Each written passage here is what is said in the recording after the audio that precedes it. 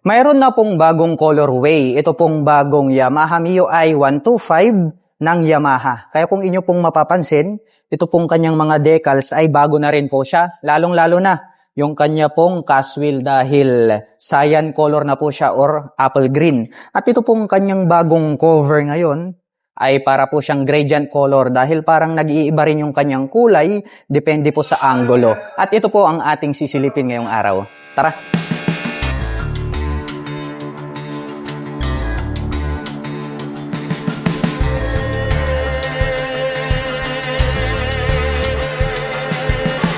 Maganda rin po pala ito pong bagong kulay nito pong pinakabagong Yamaha MIUI 125 2026 year model. Lalong-lalo na ito pong kanyang casual, no? Kasi nga cyan color siya. At napansin ko lang ito pong kanyang kulay ay para po siyang white na gray. Tapos pag nasa side ka ay para po siyang nagiging cyan color. Kaya ang tawag po dyan ay gradient color. Kasi nga nag-iiba-iba po yung kanyang kulay. Ito pong kanyang handlebar cover ay napakatulis po nito at may nakalagay naman po rito sa top na blue core badge. Mayroon po siyang Yamaha logo rito sa gitna at nagkaroon po ito ng carbon finish at may badge po siya rito ng Mio. At ito pong kanyang turn signals ay gumagamit po ito ng bulb type. At ito pong kanyang main headlight ay naka-bulb type din po. Ito pong kanyang high beam at low beam. Ito pong kanyang palikpik, nagkaroon po siya rito ng pins na dalawa. Tapos may touch po pala ng carbon finish. Ito pong kanyang palikpik rito sa bandang harapan. At makikita po natin dito yung bagong decals. Nito pong Yamaha MIUI 125 na cyan color. Tapos may nakalagay na Yamaha, black color, tapos combination ng blue color. At ito pong kanyang front fender ay matte black po ito. Habang ito pong kanyang fairing sa itaas ay gradient color po siya. At ito po ay gumagamit ng telescopic fork na glossy black color para po rito sa kanyang front suspension. Nakaterno po yan dito po sa kanyang single pot caliper na black color. At ito po ay gumagamit ng single rotor disc brake. At gaya po ng sabi ko sa inyo, cyan color po. Ito pong kanyang casual kaya talagang malamig sa ating mga mata, no? Agaw pansin sa ating mga paningin. Nakaterno po yan dito po sa kanyang decal, rito po sa kanyang pairings. At ang sukat po ng kanyang gulong rito sa harapan ay mayroong sukat na 70 by 90-14. Naka-analog po pala ito pong kanyang meter panel display at makikita po natin dito yung kanyang speedometer, odometer, fuel gauge at yung kanyang mga light indicators dito po sa magkabila. At pagdating naman po rito sa kanyang mga button selectors, meron po itong high beam, low beam, turn signal selector at horn. Habang dito naman po sa kabila, nandito po yung kanyang electric starter. Itim po ang kulay nito pong kanyang mga handle grip at chrome color naman po ito pong kanyang mga brake levers. At meron din po pala itong park brake lock. At pagdating naman po rito sa kanyang ignition, ito po ay gumagamit ng mechanical key at meron na rin po pala itong shutter lock key for safety purposes. Mayroon din po pala itong 2 front pocket. Dito po sa kanan, maliit lang po ito pero pwedeng paglagyan ng gloves or barya, pwede rin.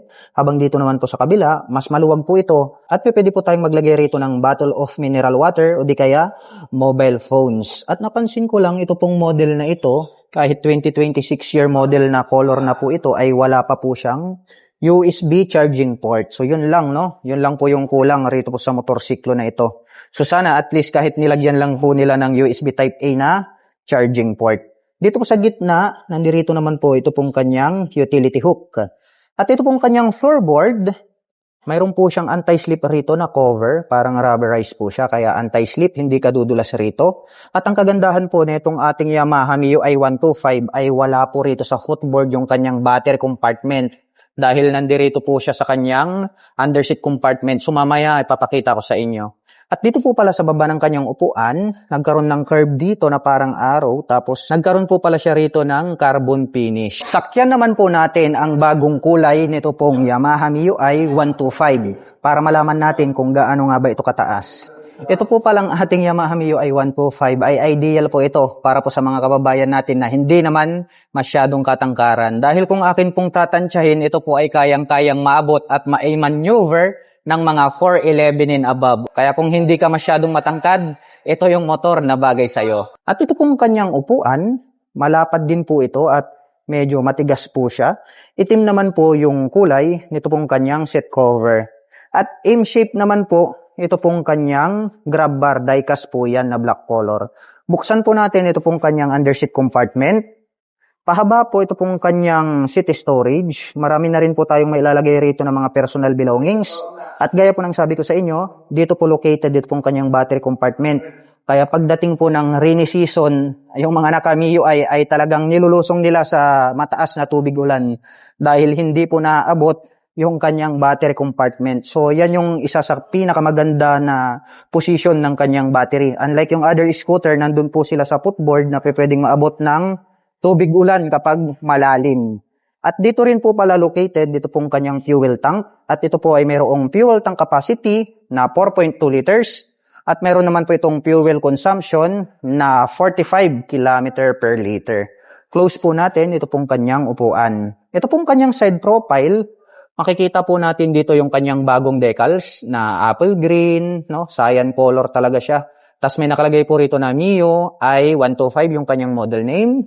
At meron po tayong makikita rito na apple green tas black color na decal combination. At ito pong kanyang side stand ay tubular po ito na metal. Tubular din po na metal. Ito pong kanyang center stand. At ito pong ating foot pegs para sa ating back rider ay alloy na po ito. At ito pong kanyang engine or CVT cover ay black color po ito at may naka-intact po rito na Yamaha. Itim din po ang kulay. Ito pong kanyang airbox cover. At ang kagandahan po pala nitong ating Mio i125 na 2026 year model na new color ay mayroon pa itong kick starter. Ayan o. At bukod dyan, mayroon din po itong electric starter. So dual option po pagdating po sa kanyang starting system. At ito po ay gumagamit ng single shock absorber para po rito sa kanyang rear suspension. Naka-drum brake po ang kanyang rear braking system. At ito pong kanyang cast wheel, gaya ng sabi ko sa inyo, agaw pansin, no, malamig sa ating mga mata dahil cyan color po ito. At mayroon naman pong sukat ang kanyang gulong rito po sa likuran na 80 by 90-14. Bulb type po ito pong kanyang mga turn signals. Bulb type din po ito pong kanyang tail light. Meron po siyang light reflector dito sa gitna. At ito pong kanyang rear fender, ang kanya pong nagsisilbing plate holder. At ito pong kanyang exhaust pipe, black color po yung kanyang body. Itim din po ito pong kanyang head protection guard. Tapos nagkaroon siya ng carbon finish. At meron naman po itong single exhaust.